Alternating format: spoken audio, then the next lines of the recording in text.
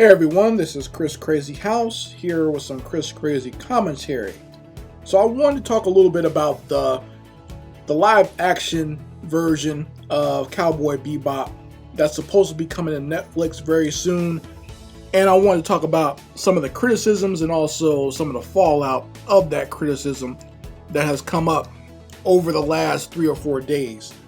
So for those who don't know, they are doing a live action version of the extremely popular anime series Cowboy Bebop. If you haven't seen Cowboy Bebop, I would say that it's something you need to go check out. If you're an anime fan, you probably have seen it, especially if you're of a certain age, because it was played on Adult Swim back in the late 90s, early 2000s. So by this point, you should have seen it. But if you haven't seen it, I would recommend you go check it out. There is a box set of the series.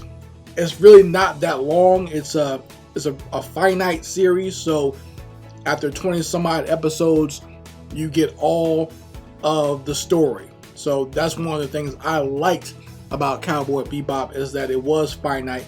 It wasn't something that just kept going and then jumped the shark. It had a beginning, a middle, and an end.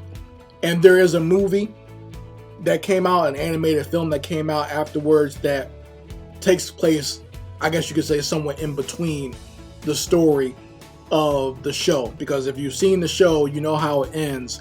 Not every main character makes it to the end. So they're making a live action version of that for Netflix. And already I've heard people criticizing it because Netflix does not have a good track record when it comes to making live action adaptations of anime. From what I've heard, they made a live action version of Death Note, and I did not watch it, but I heard nothing but bad reviews of it. But to be honest, I mean, when it comes to live action adaptations of anime to begin with, there's a lot of bad versions out there. And I was thinking of actually doing a list of live action animes or live action versions of anime that are actually good, and those ones that are actually bad. But the bad do actually outweigh the good when it comes to that. Live action anime is hit or miss the same way video game live action movies are. I think you can count the good live action animes probably on one hand. Like Battle Angel Alita is probably the top one at this point.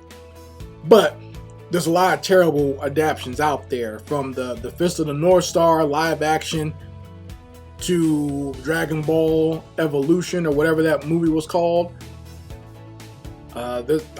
Just a lot. There's tons of them out there that just completely disrespect the source material, and they just don't understand the source material, so they just go out there and make something and it turns out to be crappy.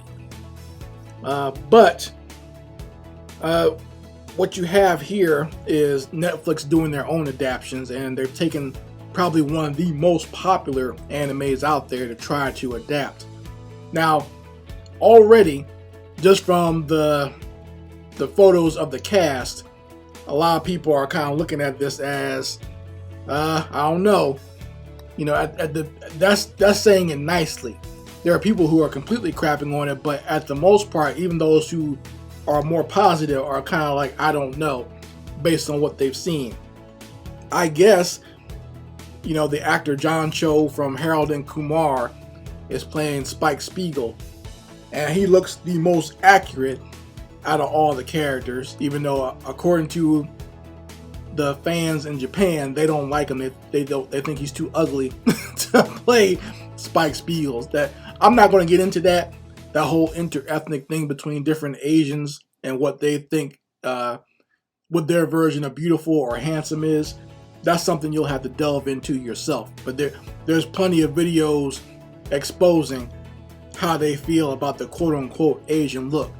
So you'll have to look that up for yourselves on that one. I don't want to get into that here.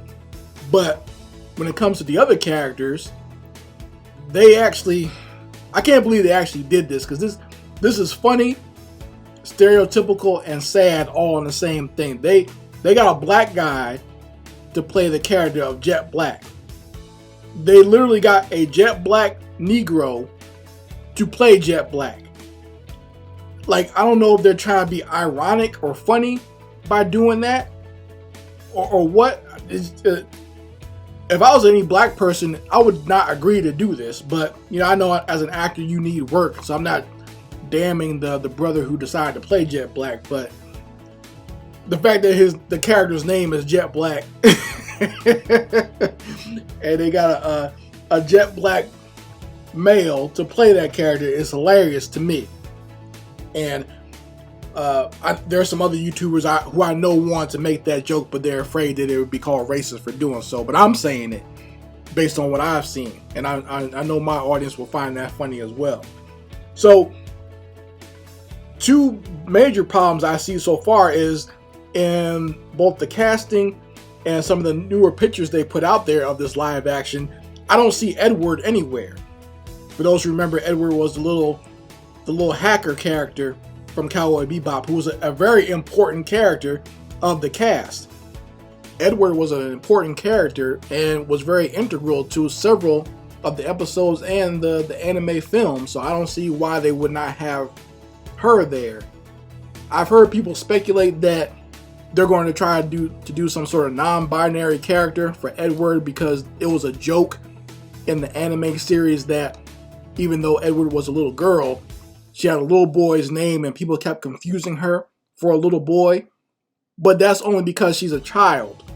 You know, sometimes when kids are little, you confuse what gender they are. It doesn't mean that this character is a part of the LGBT community. But you know how they are these days when it comes to content.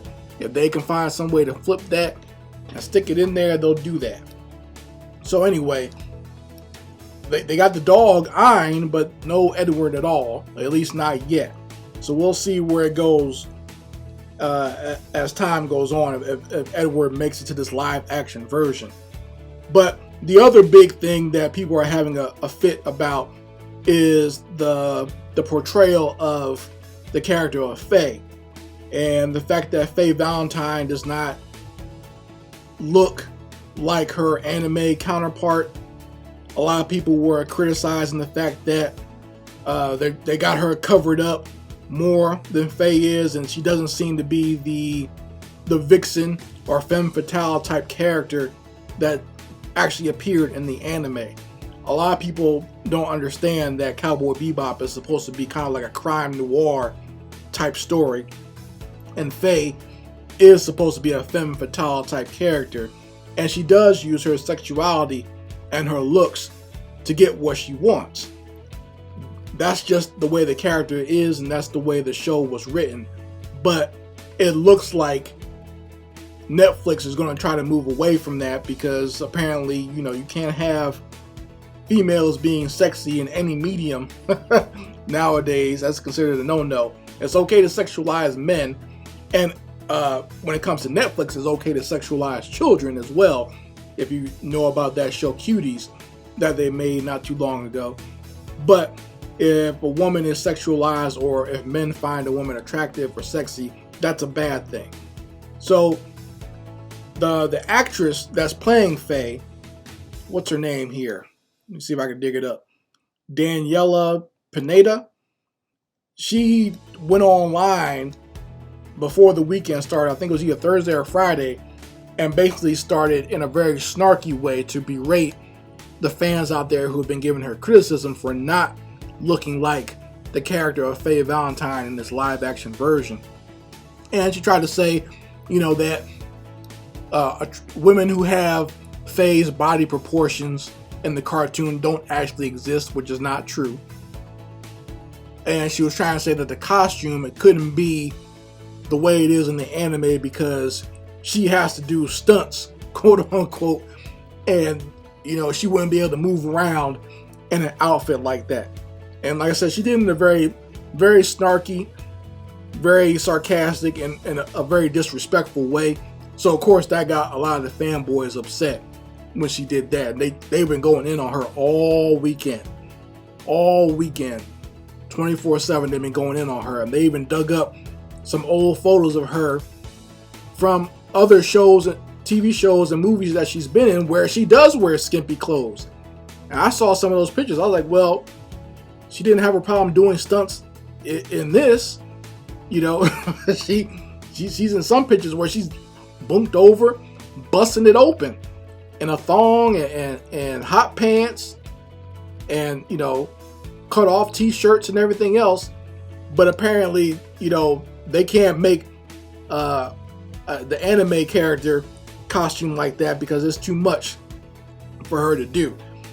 But like I said, in other things that she's appeared in, she's in clothes that look more sexually explicit than Faye's. But, you know, people have been calling her out for her hypocrisy on that. And I found it funny when I saw those pictures. Like, well, she's doing some stunts in these pictures, I must say. But she can't do it dressed up as Faye, apparently. And people brought up the other, you know, point that there have been several cosplayers who dress up like Faye Valentine. And I find that very interesting as well.